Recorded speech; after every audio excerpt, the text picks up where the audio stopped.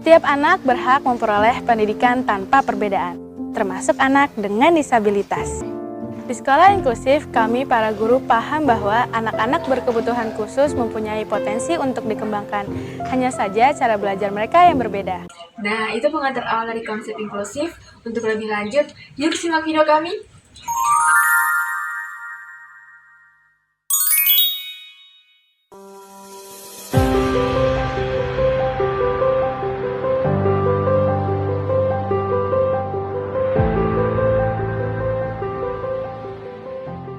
Visi sekolah. SDN 97 Kendari ini memiliki visi terwujudnya warga sekolah yang religius, cerdas, terampil, dan berkarakter unggul. Misi sekolah. Menanamkan pengalaman ajar agama dalam aktivitas kehidupan sehari-hari, melaksanakan pembelajaran, serta bimbingan yang efektif dan inovatif, menumbuhkan kreativitas dan inovasi untuk mengembangkan potensi peserta didik, meningkatkan potensi peserta didik dalam bidang akademik dan non-akademik yang bermuara pada kurikulum, meningkatkan program pembinaan, prestasi, dan kreativitas yang berkualitas secara akademik dan non-akademik bagi peserta didik serta pendidik profesional, meningkatkan proses pembelajaran yang inklusif, ramah anak, efektif, efisien, serta mendorong optimalisasi potensi siswa termasuk dalam bidang seni dan budaya, meningkatkan sarana dan prasarana sebagai penunjang penyelenggaraan pendidikan. Komitmen kepala sekolah. Menciptakan lingkungan pendidikan yang ramah, aman, nyaman, dan inklusif dengan menerima serta mendidik seluruh peserta didik tanpa membeda-bedakan, termasuk siswa yang berkebutuhan khusus. Sekolah ini juga berupaya memberikan layanan pendidikan yang adil, penuh perhatian, dan sesuai dengan potensi masing-masing peserta didik agar dapat berkembang secara optimal, berkarakter, mandiri, dan berprestasi.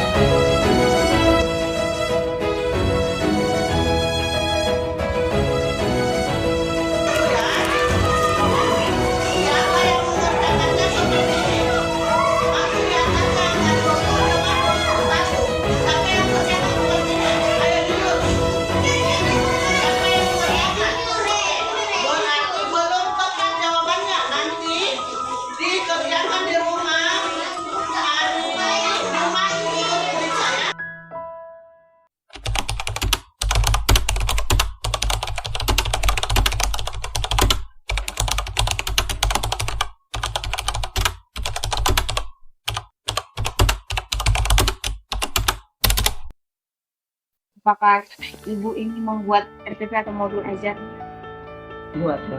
Oh, yang dikhususkan untuk ya, Disesuaikan. Sesuaikan dengan lingkungannya.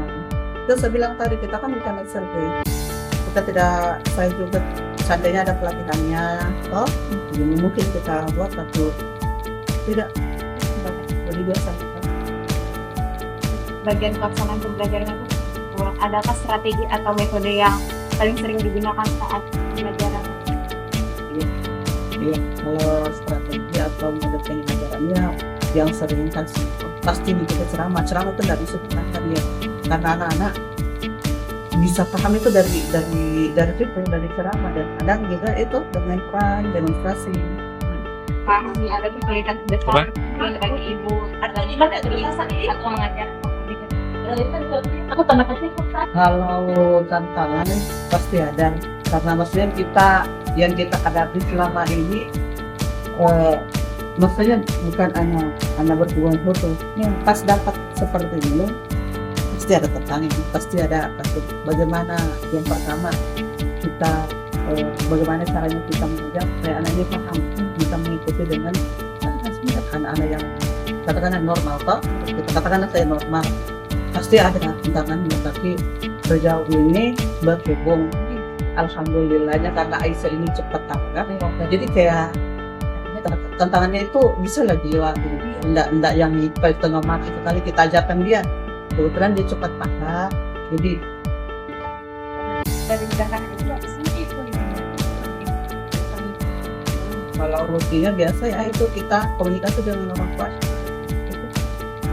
Maksudnya tantangan kadang pernah dia lambat menulis tidak selesai, sementara kan tidak mungkin kita tunggu tentang seperti itu kan, apalagi masih siang, biasa kan kita pulang jam ini, ketua masih ada yang belum selesai nih, tolong diselesaikan di rumah.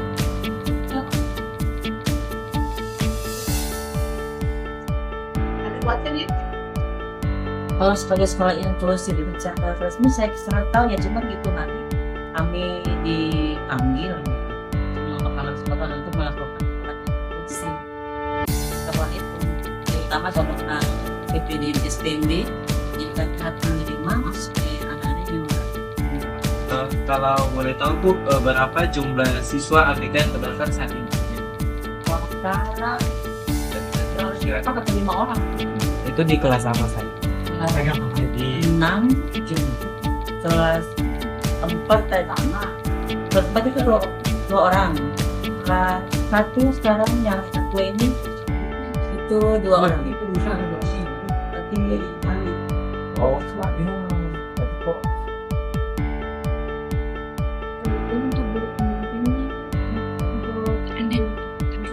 ada 1 orang. Kebetulan kelasnya ada tadi kan masih kita juga. Kemudian yang inklusif itu 1 orang yang sering ikut pelatihannya. Kita kebetulan setiap sekolah 1 orang, tapi itu pun tidak semua sekolah, cuma dan bukan langsung aku konsisten mendukasi 1 orang guru yang sering ikut itu untuk kelas 1. Itu untuk kelas 1 yang banyak.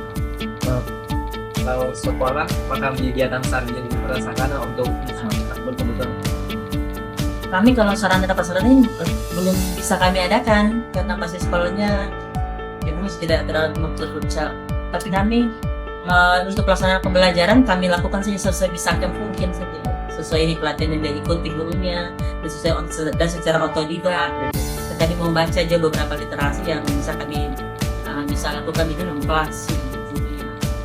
Cuma kalau mungkin cara dan pasangannya kami belum membuat. Untuk tentang makanan penting itu yang lebih Tantangannya itu tadi kami belum punya sarana dan prasarananya. Terus kedua, guru-guru ini kan hanya secara otodidak kami melaksanakan itu, teman-temannya juga siswa-siswanya juga mereka menerima teman-temannya secara yang inklusif ini hanya secara ya guru-gurunya saja yang terlalu banyak mungkin membimbing menghina bahwa yang seperti ini begini kita temani, cara berbicara sama teman seperti ini begini, ya seperti itu caranya kita menangani saja. Lalu bagaimana solusi atau upaya yang dilakukan untuk mengatasi? Di antaranya guru-guru bikin pelatihan. Terus kami juga baca-baca beberapa literasi dan bagaimana kamu pada tahu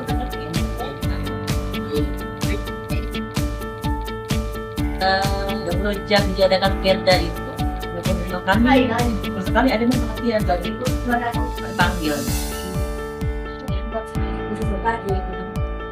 tidak terlalu sering sih, cuman biasa ini baru kemarin ada di rumah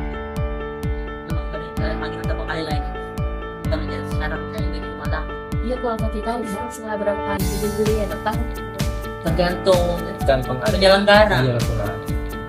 Kalau keterlibatan orang tua terkait soal anak berkebutuhan khusus ini, bagaimana? Ada? Ya Bu, kalau keterlibatan orang tua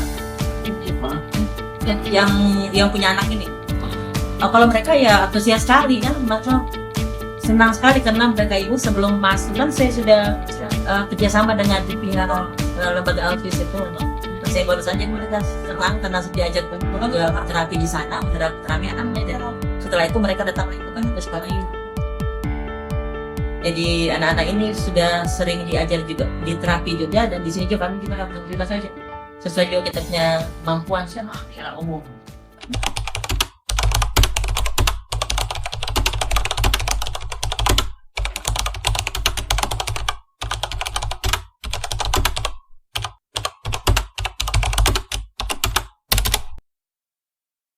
Kami melakukan observasi langsung di salah satu sekolah dasar di Kendari, dan hasilnya juga mengejutkan. Dari 120 poin penilaian, sekolah ini hanya meraih 58,3 poin, dengan kategori cukup. Hal ini terjadi bukan karena gurunya tidak peduli. Gurunya peduli, tetapi sistem pendukungnya belum ada. Tidak ada program pembelajaran individual untuk siswa berkebutuhan khusus, tidak ada kolaborasi dengan guru pendamping khusus, dan tidak ada dokumentasi kemajuan anak, serta tidak ada modifikasi materi ajar. Selain itu, anak berkebutuhan khusus belajar dengan buku yang sama, tugas yang sama, serta ujian yang sama seperti semua siswa lainnya. Tapi ini bukan cerita tanpa harapan, karena setiap tantangan selalu punya solusi untuk diperbaiki. Guru perlu didampingi, bukan hanya dilatih. Sekolah perlu sistem, bukan sekedar niat baik. Dan anak berkebutuhan khusus perlu rencana belajar yang benar-benar dirancang sesuai kebutuhannya. Mulai dari menyusun dokumen PPI, memperkuat kolaborasi antara GPK dan guru kelas, menyediakan bahan ajar yang fleksibel, hingga melibatkan orang tua secara rutin dan terstruktur. Semua itu bisa dimulai bertahap dari langkah-langkah kecil. Karena inklusif bukan berarti semua anak diperlakukan sama, tetapi inklusif artinya setiap anak diperlakukan sesuai kebutuhannya. Demikian video tentang pendidikan inklusif yang telah kami buat. Berdasarkan hasil pengamatan, kami memberikan beberapa rekomendasi, yaitu penyusunan PPI sederhana, pengembangan modul dan bahan ajar yang adaptif, peningkatan kompetensi guru melalui pelatihan inklusif, serta pengadaan guru pendamping khusus atau GPK agar pendidikan inklusif dapat berjalan dengan lebih optimal dan berkelanjutan. Melalui video ini, kami berharap kita semakin memahami pentingnya menghargai perbedaan dan memberikan kesempatan belajar yang setara kepada semua peserta didik, karena setiap anak berhak untuk belajar, berkembang, serta meraih cita-citanya. Terima kasih atas perhatian yang telah diberikan. Semoga video ini bermanfaat. Ingat ya teman-teman, karena berbeda itu biasa, bersama itu luar biasa.